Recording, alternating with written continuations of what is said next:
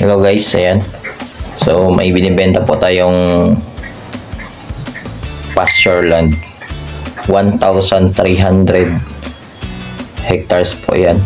So ang benta po niyan is 220 million. Fix po, fix. Ayan. Kita niyo yung kalsada, ang ganda po niyan. Ayan. Lahat po dyan na kasama. Ayan. Kabilaan po yung yung area, yung sa kabila kasama po yan, din sa kabila din. So napagitnaan po yung provincial road. Provincial road po yan guys. Yan. Yan yung area. Yan. May din yan. Yan. May mga puno din. Yan, super green yan. Makikita nyo yung dagat, yung banda sa may dagat. Pero yung banda sa may dagat guys, iba po yung may-ari. Parang na-donate na. Kasama dati dyan, pero na-donate na po. Ayan. Tapos yun yung Napayawan Island. Yung island. Papunta yan doon, banda. Yan yung dulo ng ng bandahon. Ayan. Tsaka nung Arroy. So tatlong yan. Tatlong area ng tatlong barangay. Almost 4 barangays pala. Ayan. Super ganda po yan. Ayan. So kung may mga gusto nyo magbakahan dyan, kalabaw, kabayo, ayan, mga pabo, manukan, pwedeng pakawalan mo lang dyan, walang problema dyan sa pagkain kasi sa iyo yan lahat. Tapos kasama yung guys, yung palayan. May palayan din yan, kasama yan. Yan naman yung island ng Tumalaytay na front, parang bugtong, I think bugtong. Ayan. So maganda na po yung daan dyan. So meron din yung airport, ayusin lang. Yan, ayusin nyo lang yung airport. May sarili po kasi yung airport dati. So kunting ayos lang yun. So pwede ka na magpa-landing ng aeroplano dyan. Yan, yan yung area guys. So, sobrang ganda. Super lagi po niyan. So kung maglagay ka niyan ng bakahan, pag maglagay ka ng bakahan dyan, hindi pa maubos yung damo sa dulo, tumubo na naman sa kabila. Ayan, grabe, super laki guys, super laki yan. Ayan, grabe guys. Ayan yan, gagawa ka lang dyan ng paddock para yung baka, halimbawa 12 paddocks every month, dito yung baka, tapos next month dun naman sa kabila, next month dun sa kabila, para yung grazing period may schedule, para pag dating sa dulo, yung sa kabila nakatubo na, balik mo naman yung baka mo doon. So yan yung mga baka guys, ang dami yan, mga puti na baka, mga Brahman. Yan mga wild, parang wild na sila guys kasi naka-free lang sila eh. So meron silang kalayaang kahit saan nila gustong kumain guys. Pero yan, pag lumipat yan sila, sama-sama yan sila, okay ito nyo, kasi meron silang herd mentality yan. So kung saan yung banda yung alpha nila, yan, pag tumawag na yung alpha nila, lipat yan sila. Yan, makita nyo mamaya na pag lumipat yung isang baka, yung alpha nila, susunod yung iba. Yan. Ayan, ganda. Super ganda guys. Yan. Halos lahat ng natatanaw mo dyan, ayan, kasama. Huwag lang yung dagat, banda may dagat, hindi yan kasama. Yan guys. Yan yung daan, yung provincial road. Yan. Yan. Maganda na po yung daan dyan guys. Yan. Concrete yan. Concrete. Grabe, super ganda. 1,300 hectares. So for 220 million. So wala po yung hindi po siya negotiable. Yan, kasi sobrang mura na po niya. Hindi pwede mag-cut. Hindi pwede mag-cut ng buo talaga. Yan, buo po ang benta ng may-ari. Ayan. Yan, ganda. Sabi. Ayan, for green. Wow. Super green, guys. Napaka green ng kita mo yung madagat yan yung guys. Yan yung dagat ng sentro. Malapit yan sa sentro eh. Yan. Yan yung sentro ng Mandaon. Yan. Yan guys, grabe. Yan o. Laki. Diba? Makikita nyo, super laki niya. Ayan. Meron kasi yung sapa dyan sa may mga puno sa baba. May sapa yan. Kaya walang problema dyan sa tubig guys. Kasi meron silang sapa. Yung hindi mo na kailangan painumin. Iinom na lang yan dun eh. So nagdadagdag ka naman kung gusto mo ng vitamins. So iba vitamins mo na lang yung mga baka. Or gusto mong karagdagang pagkain. Pwede rin gawin mo yung magtapatanim ka dyan ng napier or maisan. Tapos yun yung pakain mo sa mga baka.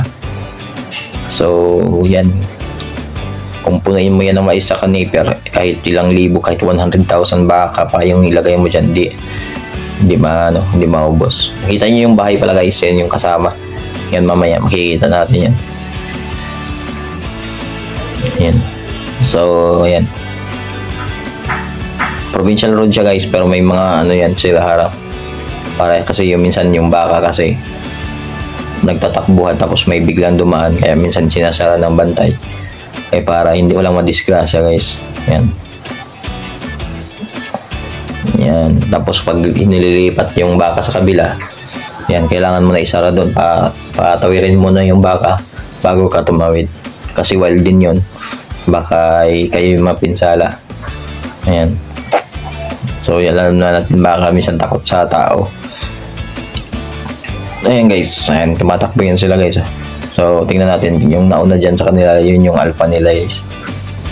Ayan, yan yung alpha nila, yung bull. Ayan, bull, yung nauna dyan sa kanila. So, kung saan yung bull nila, yung alpha, ayan, papunta yan sila. Hindi po kasama yung baka guys hindi siya kasama. Yung lupa lang talaga, 1,300 hectares. May palayan. Yan. Saka may bahay pala guys. Saka yung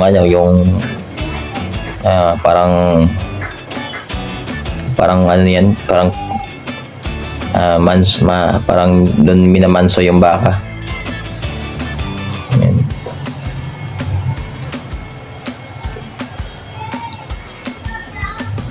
Yan guys. Grabe, super ganda niyan. Super laki. Grabe tumayo yung balahibo guys. Grabe. Sarap. Grabe. Ang peaceful siguro ng area niyan dyan. Super peaceful. Kasi wala kang kapitbahay eh. Ayan, kung ayaw mo ng mga kapitbahay, ayan, pwede ka dyan magtumira. Ayan. Para katulad ng baka na malaya silang kahit saan pumunta yan. Pag mabili mo yan, kahit saan ka dyan sa'yo. Yan, super laki. Yan yung ginagawa guys. Yan, kaya may sarado yun minsan doon. Kasi pag tumatawid yung baka, tapos may dumaan, sinasarado mo na yung gate para baka kasi wild bigla kang banggain ng baka. So wag yun. Wag kasi yung baka yan. Yan, makikita mo na yan sila. Hanapin nila yung alpha kung saan pumunta. Kung saan pupunta yung alpha nila, yan, susunod yan sila lahat. Pag tumawid, ayan, makikita nyo, tumawid yung alpha nila, yung bull, ayan. Sumunod din sila. So, ganun yung mentality nila, eh. Herd mentality, yan. Yan. Yan, guys. Yung bahay, ganda yan. Sakop din yan yung bahay. Kasama yan. Ayan, naka-fence na yan. Ayan.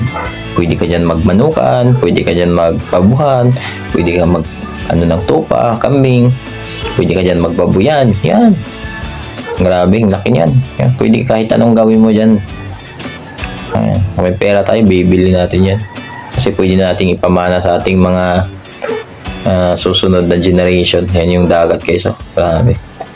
Pwede ka dyan mag-camping area, resort. Yan. May sarili kasi yung airport. Yan guys, grabe. Ang laki. Tapos ang ganda pa ng daan guys kasi dinaan ng provincial road. Yan, papunta dun sa kabilang barangay. Kaya napakaganda talaga yun. So, kita mo naman yung view, 360 view. 360 degrees. Yan yung view niya. Pwede ka din magtanim ng niyogan. Tapos i-intercrop mo ang kakao. Yan, mahal pa naman ang kakao ngayon. Nasa 500 pesos ata yung per kilo ng kakao ngayon. Grabe. Yung fermented seeds na. Grabe. Ako. Ganda talaga guys. Ayan. Pwede ka niya maggawa ng yung katulad sa Amerika na yung mga wild turkey tapos hinahunt lang, pwedeng ganyan. Gandang ganyan gawin din yan. Tapos may season lang na tuhan. Tapos yung mag-hunt lang din yung mga yung mga member lang.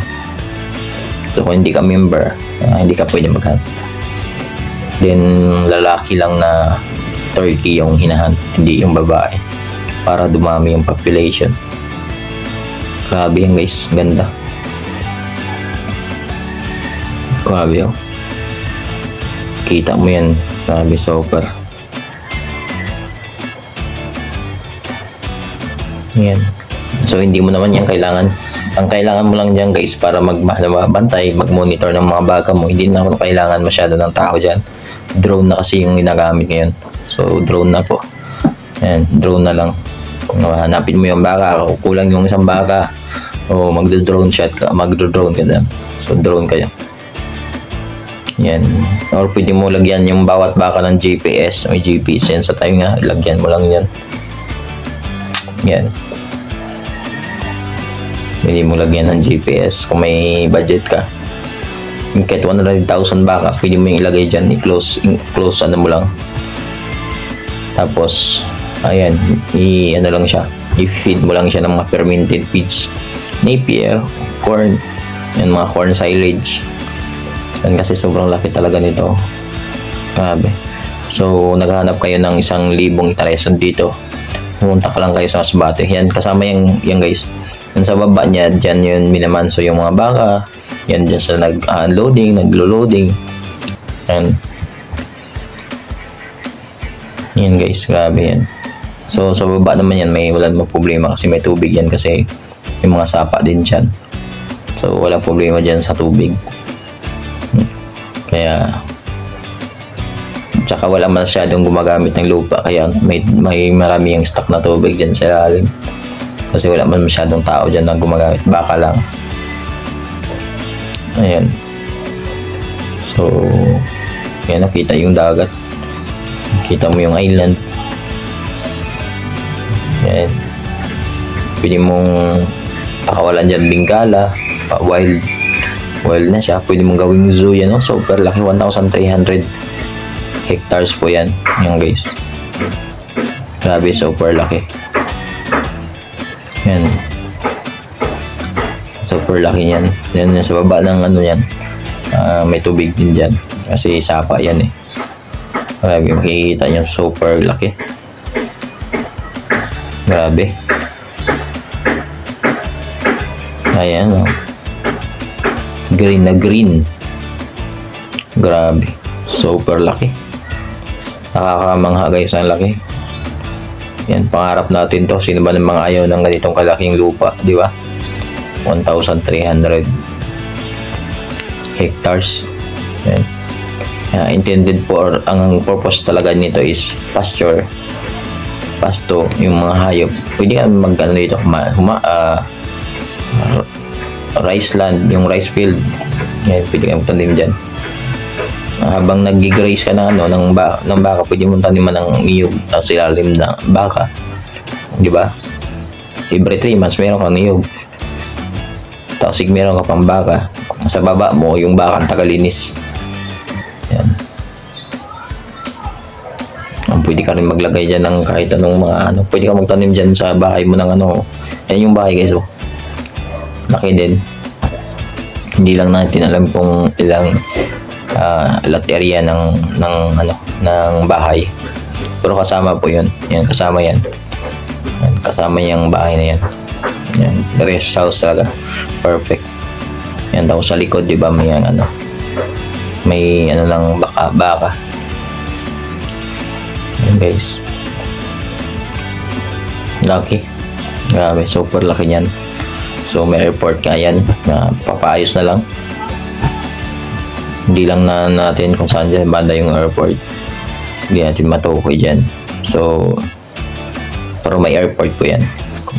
Ayusin lang kasi tagal na kasi hindi na lalandingan ng airplane eh. Ayusin mo lang.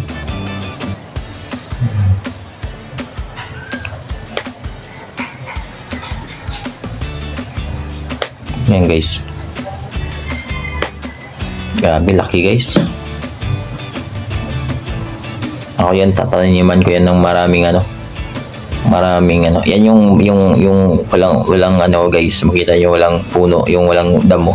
Diyan yung ng baka. Halimbawa, kinukulong sila, pinampaa mo. Yan, dyan yan sila, kinukulong yan. Yan yung sa baba nitong bahay guys. Makita nyo naman. Yan, pinapaa mo yung mga baka nila. Diba, pag may nanganganak, yan kinukulong. Yan, bawa gustong kulungin lang tapos pagpapakain para madaling papataba. Ayan. Diyan yung breeding area nila. Ayan. Pwede ka namang magpagawa dyan guys ng mga establishment. Ayan. Super ganda. Grabe. Nakakapanindig balahibo guys. Kasi super laki talaga yan. Super. Oh my god. Sarap talaga ng dito. Nilalagay natin sa taas yung yung details. Yan. Yan nga, 1,300 hectares, 220 million fixed price na po yung 220 million. So, kung gusto niyo, mag-message lang kayo. Grabe guys, super laki. Ayan. Yan lang po guys. Ayan. Makikita nyo lang pong area. Salamat po. Salamat. Message lang. And God bless you all.